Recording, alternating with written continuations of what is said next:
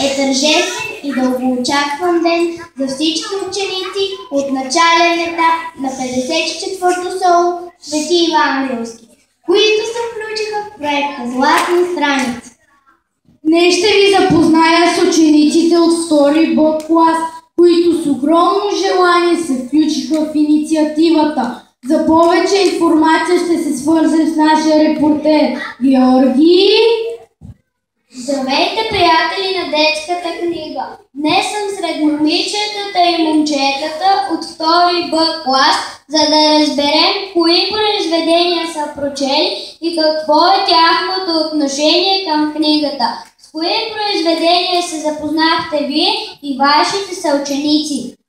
Ние избрахме български народни приказки, защото те ни носят удоволствие и забава. Всички ученици от нашия клас прочетохме приказките. Дар от сърце, Неродена мома, Златното момиче, Момче и вятър и Умното овчарче. Коя приказка ви хареса най-много? Дар от сърце, защото от нея научих, че добротата, трудолюбието и скромността са ценни качества, които са възнаградени с най-ценния дар от сърце. Искам да споделя, че най-много ме впечатли приказката Златното момиче. Тя е изпълнена с фантазия и вълшебства. Двете момичета са изправени пред изпитания, за да заслужат своята награда. Приказката ни учи, че който добро прави, добро получава. Аз харесах приказката Неродена мома. В нея реалното и нереалното се преплитат. Прекрасната девойка се преобразява необичайно и благодарение на добротата си открива своя принц. Коя приказка бихте прочели отново? Аз бих прочела отново приказката Умното овчарче. Тя е битова приказка и разказва за живота на хората и отношенията между тях. Съдържа много хумор. Малкото овчарче е възнаградено за своето остроумие и съобразителност. Аз бих прочела отново приказката Момче и вятър. От нея научих, че трябва да бъда трудолюбив и упорит, да помня, че с добротата си винаги ще побеждавам злонамерените хора. Споделете в какви дейности се включихте вие и вашите съученици. По време на проекта с голямо старание направихме 2 лакбука. Много се забавлявахме и с радост ще направим и други. Също така имаме прекрасен лексикон, който попълваме с голямо удоволствие.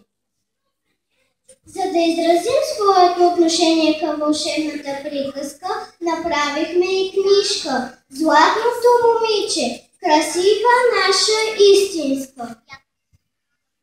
На гости ни беше младата поетеса Лора Динкова. Тя ни прочете народната приказка Вълшебната кутийка. Заедно с нея направихме пъстри книгоразделители, които ще използваме, когато разгърнем страниците на следващата интересна книжка. В нашия клас има добри художници, които вложиха много търпение и талант. Те сътвориха прекрасни картини, от които направихме изложба. Искам да споделя, че всяка седмица госпожа Долгова отправяше към нас предизвикателство в сайта на класа. Загадка върху произведението, което четем. Нашата отговорност и старание ни донесоха много награди. Благодаря за споделените преживявания. Това е от мен. Ирена.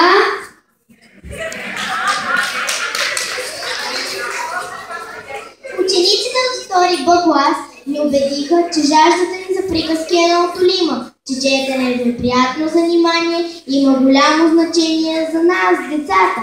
Книгите ни учат да различаваме доброто от злото и никога да не се предаваме пред трудности. Животът ще ни подлага на много изпитания, но преодолеем ли ги, получаваме награда, а тя е живот, изпълнен с надежди и удовлетворението, че сме запазили доброто в себе си. Довиждане и до нови срещи!